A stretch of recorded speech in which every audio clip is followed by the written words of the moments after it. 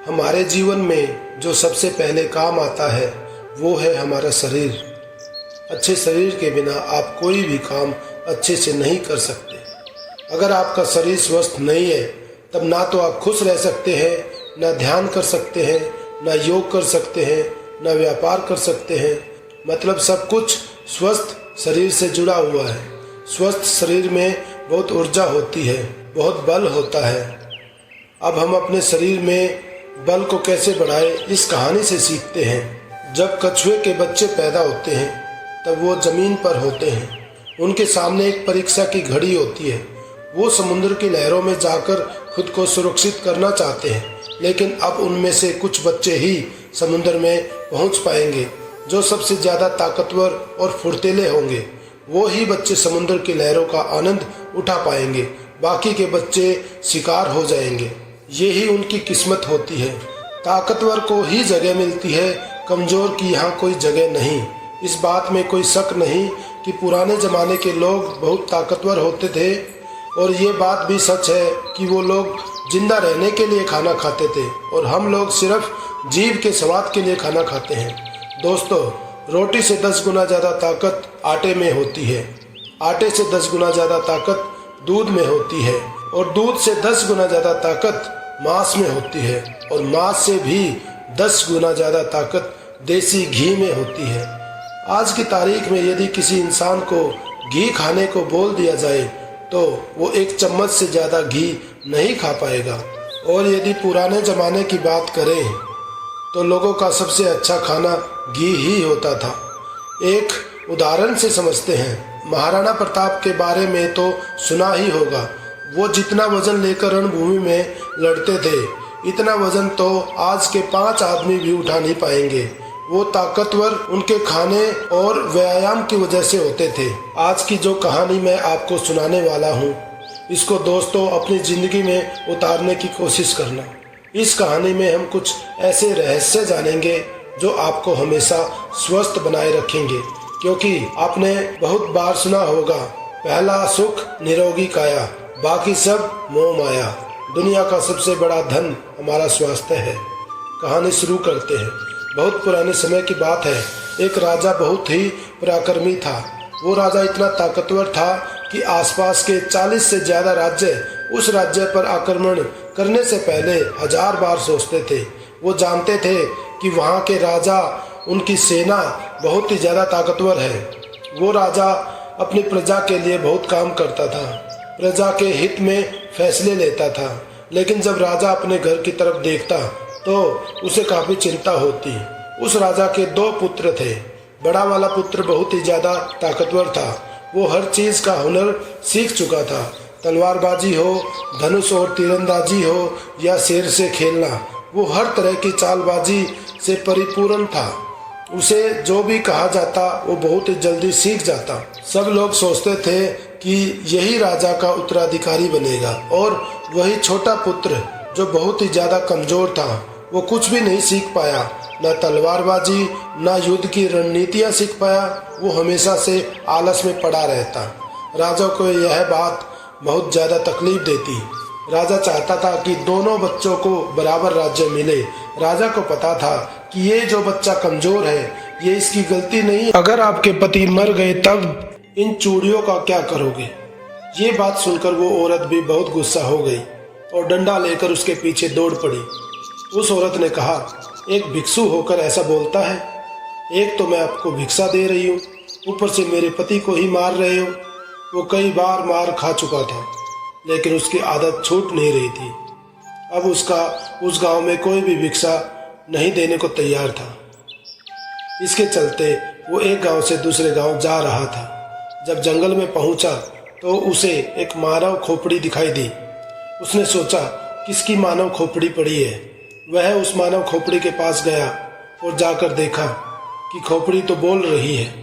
उस खोपड़ी ने कहा कि भाई तुम कौन हो?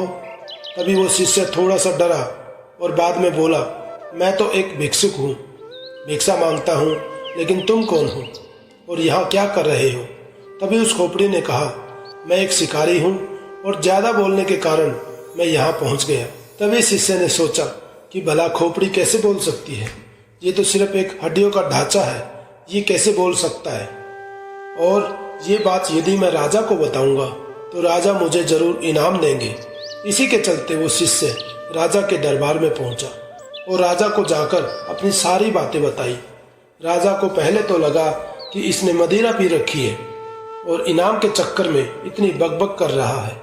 बाद में जब वो अपनी बात पर अड़ा रहा तो राजा ने कहा, ठीक है, यदि तेरी बात सच निकली तो तुझे इनाम दिया जाएगा, नहीं तो तुझे फांसी पर लटका देंगे।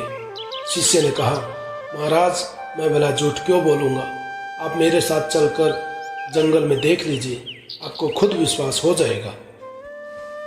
इसके बाद राजा ने बोला कि 4 सैनिक इसके साथ जाओ और अगर इसकी बात सच निकलती है तो इसको अपने कंधे पर बिठा कर लाना, और यदि बात झूठ निकलती है तो इसको घसीटते हुए राजमहल लेकर आना।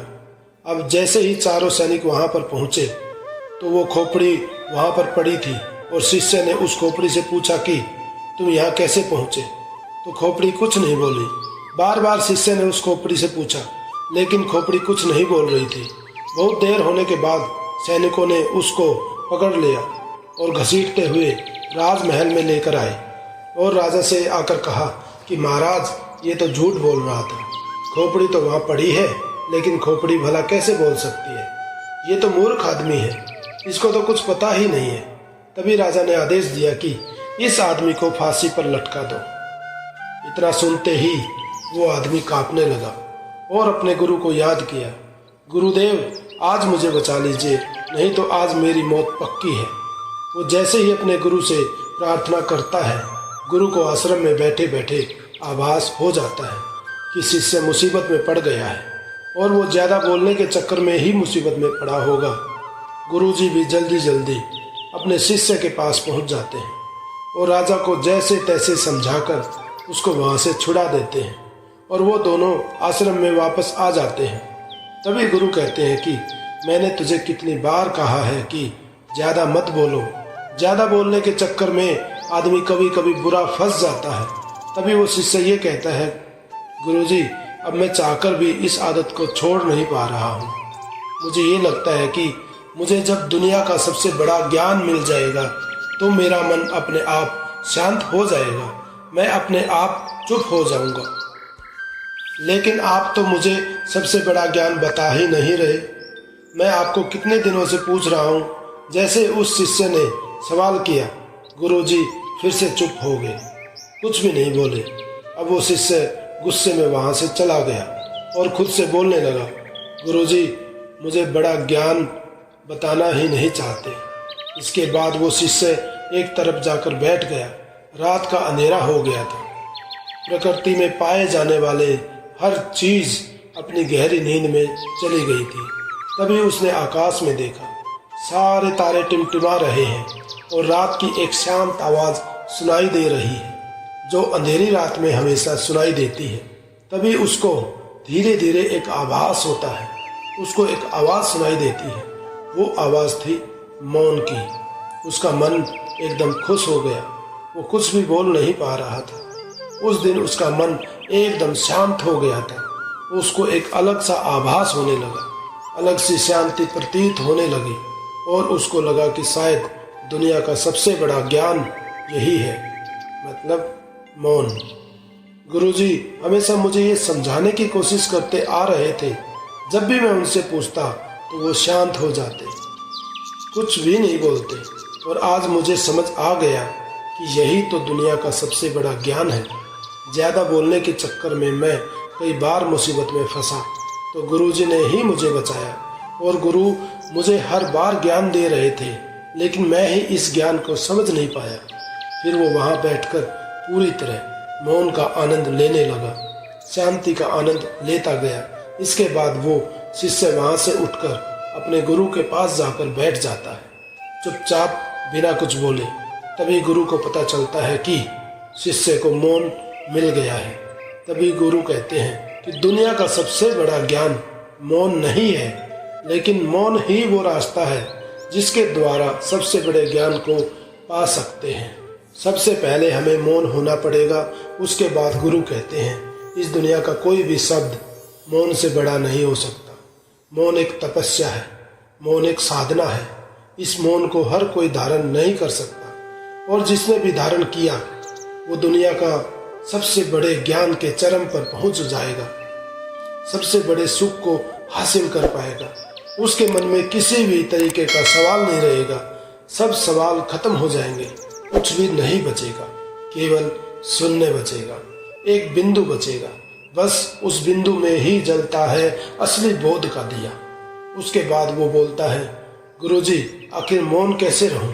मैं जब भी ध्यान करने बैठता हूँ तो मेरा मन एक जगह लगता ही नहीं, मेरे मन में हजारों विचार आते हैं। मैं जितना मौन होने की कोशिश करता हूँ उतना ही मेरे मन में ज्यादा विचार आते हैं। ऐसा मैं क्या करूँ कि मौन हो पाऊँ? उसके बाद गुरु ने कहा, मेरी बात को ध्यान से सुनो। जब ध्यान करने बैठते हो तो मन को किस तरह शांत करना है, इसके लिए एक छोटी सी कहानी के माध्यम से समझो। एक गरीब किसान था और वह गुरु के पास जाता है, बोलता है कि गुरुजी मेरे जीवन में बहुत कामकाज है और मैं काम करके थक जाता हूँ, मुझे कुछ समाधान बताइए। उसके बाद वो गुरु उस किसान को एक जिन देते हैं और कहते हैं कि जिन को अपने घर ले जाओ, इससे जो भी बोलोगे वो सब काम ये मिनटों में कर देगा। लेकिन हाँ, एक बात का ध्यान रखना, इसको खाली मत रखना। यदि इसको खाली छोड़ दोगे तो यह तुम्हें खा जाएगा। किसान ने कहा, गुरुजी खाली बैठने का तो काम ही नहीं है मेरे पास तो इतना काम है कि यह पूरी जिंदगी व्यस्त रहेगा। इसके बाद वो किसान उस जिन को लेकर अपने घर चला जाता है, लेकिन वो तो जिन था, हर काम को बहुत जल्दी कर देता था। उसने तुरंत किसान का काम कर दिया। जब उसके पास काम नहीं बचा तो किसान ने पड़ोसियों के काम करवाए, फिर भी वो जल्दी से काम को ख़त्म कर देता और काम ख़त्म करके वापस किसान को बोलता कि मुझे जल्दी काम दो, नहीं तो मैं तुम्हें खा जाऊंगा। अब किसान इस चीज़ से परेशान होने लगा। वो वापस उस जिन को गुरु के पास लेकर गया और कहा, गुरुजी अब इसका समाधान कीजिए, ये तो बहुत जल्दी काम खत्म कर देता है और मुझे खाने के लिए कहता है। तभी गुरुजी उस जिन और उस किसान को लेकर उसके खेत में जाते हैं और उस जिन को कहते हैं कि एक बांस का डंडा लेकर आओ। वो जिन एक बांस का डंडा लाता है और गुरु उसको खेत में गाड़ देते हैं। उसके बाद गुरु उस जिन को कहते हैं, जब भी तुम्हें ये किसान कोई काम के लिए बोले और काम खत्म हो जाए तो इस डंडे पर चढ़ना है और उतरना है। तुम्हारे पास जब काम ना हो तो ये काम करते रहना। ये सुनते ही किसान बहुत खुश हो गया, क्योंकि उसको समाधान मिल गया था। अब अगर जिन के पास काम नहीं रहेगा तो वो डंडे पे उतरना और चढ़ने का काम करता रहेगा। अब वो किसान को परेशान नहीं करेगा और ना ही किसान को खाने की बात कहेगा। गुरु ने उस शिष्य को बोला, अब हमें भी ऐसे ही करना है। हमें ध्यान के समय अपने मन को सांसों के साथ बांध देना है। जैसे सांस बाहर जाती है तो उसके साथ मन को बाहर, और जैसे ही सांस अंदर जाती है तो मन को अपने अंदर लाना है। धीरे धीरे इसका अभ्यास करते जाओ, आप देखोगे कि धीरे धीरे आपका मन शांत हो जाएगा। ऐसा नहीं है कि तुम सिर्फ ध्यान के समय ही ऐसा करो। जब भी तुम कुछ भी काम करते हो, कहीं जा रहे हो, किसी से बात कर रहे हो, उस समय मौन रहकर अपनी सांस पर ध्यान दो। अपने मन के अंदर की आवाज़ को सुनो, सांस की आवाज़ को सुनो, अपने मन पर ध्यान दो। धीरे धीरे आपका मन पूरी तरह सांसों के साथ हो जाएगा। जब भी कभी बोलना पड़े, किसी को जवाब देना पड़े, पहले याद कर लो कि क्या बोलना है। उसके बाद कम से कम 5 सेकंड रुक जाओ, उसके बाद ही अगले को कोई जवाब दो। इससे तुम्हारा ज़्यादा बोलने की आदत भी कम हो जाएगी। और जब तुम्हारे पास बोलने के लिए 2 ही बातें हों, उनमें से एक ही बात बोलो। और जब तुम्हारे पास बोलने के लिए 3 बातें हों तो उनमें से 2 ही बोलो।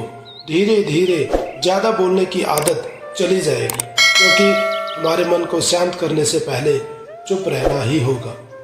जुबान को बंद करना ही पड़ेगा। शांति को मुंह से बोलकर या लिखकर नहीं बताया जाता, उसे सिर्फ अनुभव किया जा सकता है। अपने ध्यान में तुम मौन अनुभव करोगे तभी उसकी तुम्हें सही अहमियत का पता चलेगा। अब उस शिष्य को मौन का महत्व पता चल चुका था। उसको दुनिया के सबसे बड़े सुख का ज्ञान हो चुका था। उसे असली शांति का अनुभव हुआ। हमें भी अपनी जिंदगी में मौन होकर उसका लाभ उठाना चाहिए। इस मौन के अंदर जो शांति है उसका वास्तव में एक अलग ही अनुभव होता है, क्योंकि इतने बड़े बड़े संतों ने, जैसे महात्मा बुद्ध ने, इसको सबसे ऊपर बताया है, सबसे बड़ा सुख बताया है, ज्ञान का पहला मार्ग बताया है। तो हमें भी अपने जीवन में मौन होकर अपने मन को शांत करके इसका अनुभव जरूर करना चाहिए।